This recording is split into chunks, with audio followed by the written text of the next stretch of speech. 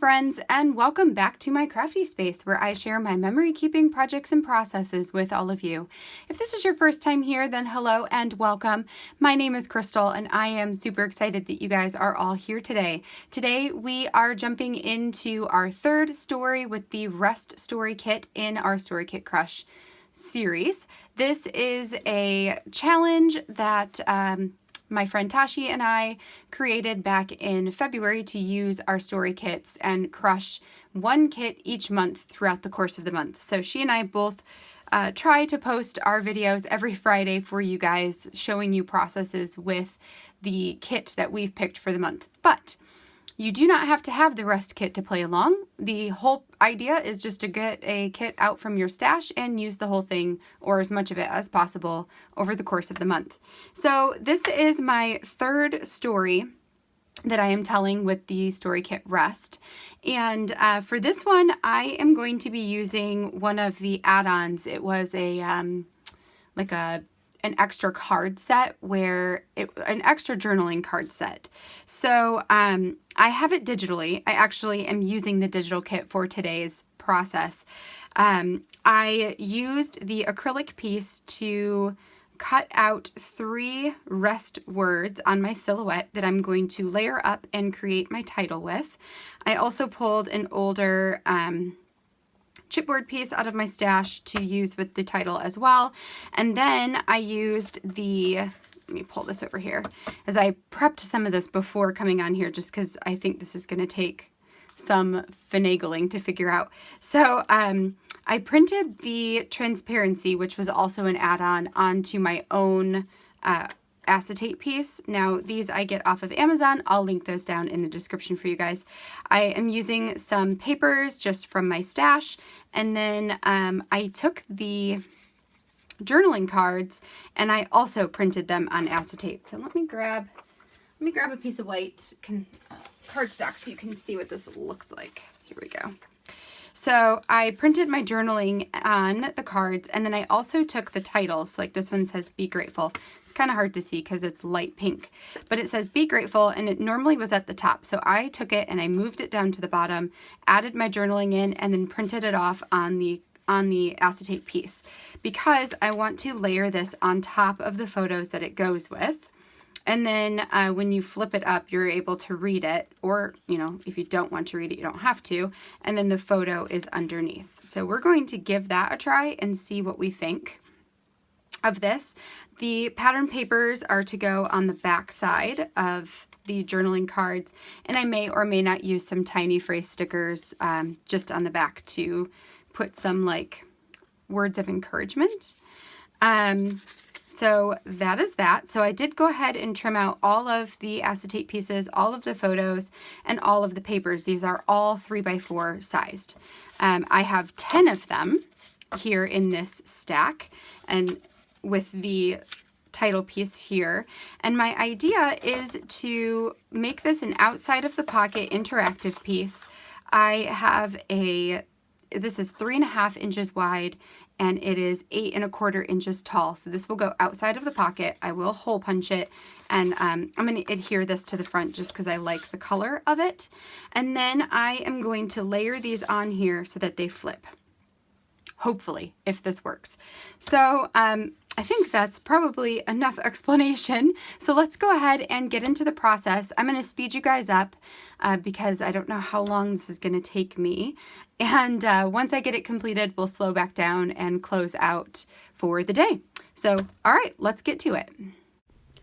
So I am going to go ahead and clear off my desk area here, and once I do that, the first thing I'm going to do is create the components of the spread that are going to allow my cards to flip up off the page. So what I did is I trimmed out 10 strips of that same light blue cardstock that will become the background paper, and I trimmed them into 1 inch by 3 inch strips. Then using my scoring board, I scored them directly down the center and used my bone folder to smooth those edges out. I did ruin one of them. I pressed too hard when I was scoring it and ripped it down the middle. So I do have to trim out one more piece here and get that one folded up. And then that will be complete, and I'll go ahead and put this scoring board away and get to work on beginning to assemble this. So as you can see there, I have a piece of plain white cardstock that I cut to that 3.5 by 8.25 size, and I already hole punched it just so I could see where the holes were going to go. Once I did that, I decided I wanted an actual color on the background, so that's where that light blue comes into play. So I just adhered that down and then re-punched the holes. It's actually a good thing that it's 2 pieces of cardstock thick, just to give it a little bit more structure, a little bit more stability inside of my album. Then I take the 3 cutout pieces, so this is that rest title, from which I cut out using my silhouette.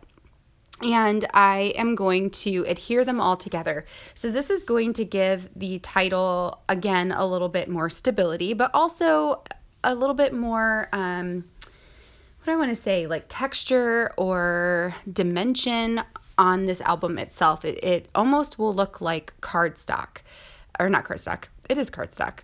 It will almost look like a chipboard is what I was trying to say. And I just like the way that it pops off the page once we get it on there. So now that all the pieces are somewhat assembled together, next I want to create the actual flips here. So for each of these, there's going to be a piece of acetate. For this first one, it's going to be the a section of the transparency. So that was an add-on that was with this kit where there were like, I want to say six to 8 transparencies. So the first one is the transparency, and then underneath I just put a piece of plain white cardstock cut to that 3-inch by 4-inch size. That way we can see the blue lines on it a little bit better. I just like the way that it popped when it was adhered down to a white piece versus being just on top of another acetate piece, and it would have been too busy. Then I took one of the scored pieces, adhered the card, so this white cardstock card, to one section, and then went ahead and adhered the piece of pattern paper to the back of that. So now I've got one little flap that has nothing adhered on it, and the other little flap is sandwiched between all the pieces. So I am going to, for this one, I'm going to add some adhesive to the top of it. I actually skipped that for the rest of them until later. I'll add that on there. And it's funny because I actually end up not needing that sticky part on there. So, oh well, that's okay. So for all of the rest of these, I have the journaling, and this is that journaling card with the title at the bottom is what is printed on the acetate. Now I wanted to be able to see the title when looking at the cards, so I decided to cut out a piece of white cardstock that is 3 inches wide by 1/2 inch tall, and to adhere that to the very bottom of all of my photos. That way when the card is laying on top, or the journaling portion is laying on top, you'll be able to see the titles of those cards a lot better than if it was just on my photo itself. Then I'm going to attach it using washi. So this is how I attach all the acetate pieces. I forgot to mention that earlier. I have 3 different washis that I thought coordinated well with the colors here. I adhere it all on there, and then when I adhere this part to the flip portion, it'll help hold the back side of that washi down really more strongly, I suppose. So right there, that just helps keep it all together, so I don't have to really worry about the acetate pieces coming off. Then I will go ahead and put my pattern piece of paper on the back of that, and then this second flip is done. So I am going to continue this process. I think I'm going to show you guys one more, and then I'm going to skip all the rest of them because it's all just the same. But I'm going to do this to all 10 of them, except for the very last one in this book, because that's going to adhere down directly onto that background paper. So that one won't need a flip up, or that little flippy piece, which is why I only cut out 10 of them in the first place. So this one I'm doing the same thing again. So I added on the little white piece of cardstock at the bottom. I put my journaling on top of that. I'm going to adhere it using washi tape. This one I rip terribly, and I have to take it off and reposition it, which is, I didn't have to cut a new piece out or rip a new piece off. I could use the same piece because it's just going to go behind it. It's not a big deal. But yeah, so I'll put these two pieces together, adhere it to the flip portion or that little cardstock scored piece, and then I will put the pattern paper on the back of that. So we'll do the rest of them here, and then we'll skip over that footage so that you guys don't have to watch me repeat the same steps 10 times in a row. And then we'll move on to the next step, which will be actually adhering these down onto that background. Now, I will say that this little album idea, as you see it come together, I had kind of an epiphany where this would be a super awesome alternative for documenting something like week in the life or day in the life, either one of them. If you're working in a 3x8 album, this little piece would fit in that album perfectly, and you could make one for each of the days. So one could be Monday, and then all of the portions underneath it would be photos and journaling from Monday. And then you could do another one for Tuesday, another one for Wednesday. So you'd have 7 of them, and it would fill up your album quite nicely. Like it would be a nice little chunky album, but it would be a super fun way to get a lot of photos from a day inside of a smaller album space. So just a thought there. And if you were doing it for something like day in the life, you could do one for the morning, one for the afternoon, one for the evening. You could do it based on your story theme. So if you wanted, like, let's say it was gratitudes, then you could put a card in here for each of your gratitudes, with the title piece, and then underneath it would be all of your photos and all of your journaling. So it would just be another really cool way to document something like that. I've been talking about doing 2 weeks for a week in the life this year, one during this time where everybody's documenting, which is the stay-at-home order and quarantine and coronavirus and all that stuff. And I also am considering doing a smaller version, more towards the fall. And maybe it'll be a larger version, but, another week more towards the fall when things have normalized a little bit more. Or we know what the new normal is. I'm still not sure if I'm going to do 2 weeks. We'll see. Because we'll also do day in the life in the fall. So that might cover just the normal time, I feel like this time is strange right now. It's not really a great picture at what an average week in the life is like. I think it's really awesome that we're documenting right now because, that it gives us an opportunity to actually document these weird times. But also, I kind of want something that documents normal time too. So we'll see. So I might do something like this for that now that I have given this a try and I know that it works. So to adhere these down onto the background paper, the first one I just adhered straight on. So it is just totally adhered all the way onto the background. Then what I did is I put, I just use a double-sided score tape that I get from scrapbook.com. And I adhered that to the back side of the flip portion and then positioned it right above so that the titles at the bottom of all of these cards line up exactly with each other. So it just, makes it so that when the whole thing is all together, as you can see it there, that you can see all those titles nicely. And then I also will adhere this one, the title piece, to the back of the entire background paper itself. There was not enough room at the top. So if I did this again, I would suggest having maybe 9 photos and your title piece instead of 10 photos in your photo piece. Like, so 10 3x4 cards fit great on this piece.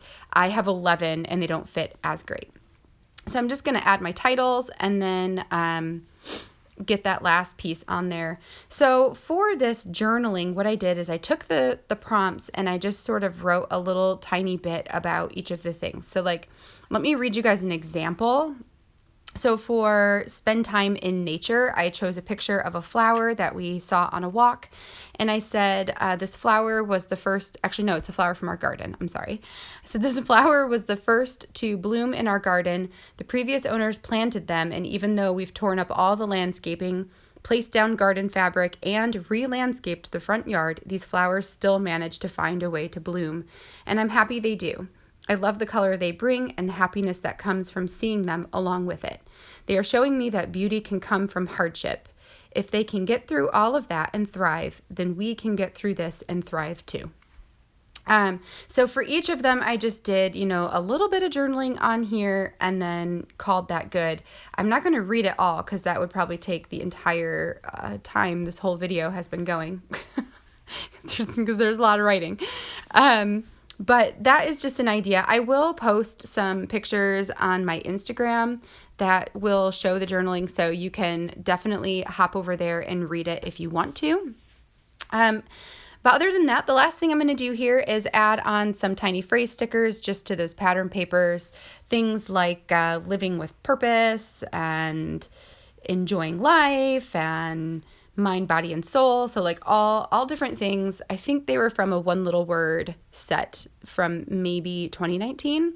But the colors worked great and the phrases worked great. So I just picked one and I put one on each of those papers, each of those pattern papers on the back, and called that good. So let's go ahead and slow down so we can close you guys out. All right, you guys, so that turned out really awesome. Like, I am super pleased with this because I was worried it wasn't going to work out. I was worried about my spacing. Like, I probably could have been a little better towards the bottom so that you could actually see that first one. But you know what? It's okay because I got them all on this thing. So, let me do this real quick. So that's what it's going to be like in this album. It's just like a mini album inside of an album, which is really fun. I've got the back side that I can put a picture on, or I can do something with it, which will be fun for a future spread. Pull it out of here real quick. And then, yeah, so it just flips up and move all this. So it just flips up. I debated because the ink rubbed off onto here, which isn't a big deal. Just, it's okay.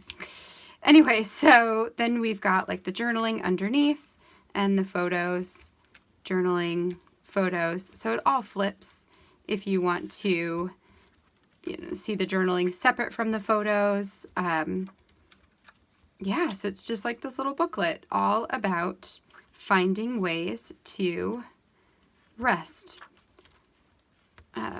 in life and in general. So that does it. How cool is that? I love all these papers. Like, oh my gosh, I'm super excited about this. The only thing is, do I want to add, I would add a staple, but I'm worried it would rub off that on the other side.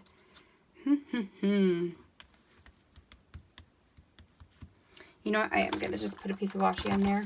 Let's do it. Okay, let me grab that one I was using for the front, and we don't need to get it on everything else. Yep, okay. So ideally, I would have done this before adhering it all down, but it's okay. Live and learn. Let's just go like that.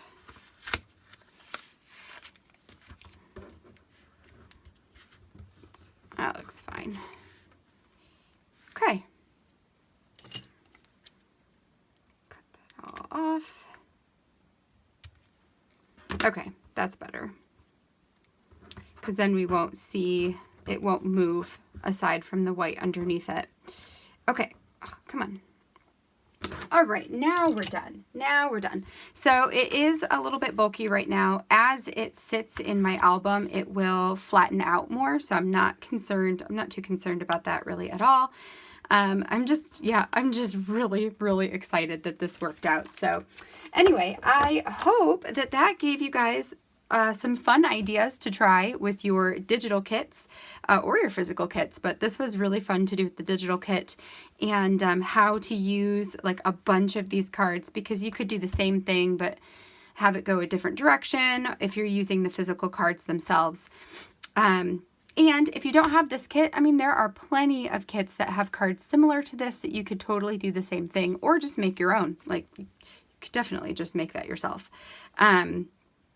Anyway, so I hope you got some ideas from this video. If you enjoyed the process, please give this video a thumbs up down below, and don't forget to hit that subscribe button so you can see all of my future crafty videos. I will be back again tomorrow to take you guys through the first couple of spreads in a traveler's notebook that I'm creating, so make sure you stop back by then to check that video out. And then I will be back again next week with another rust story for you.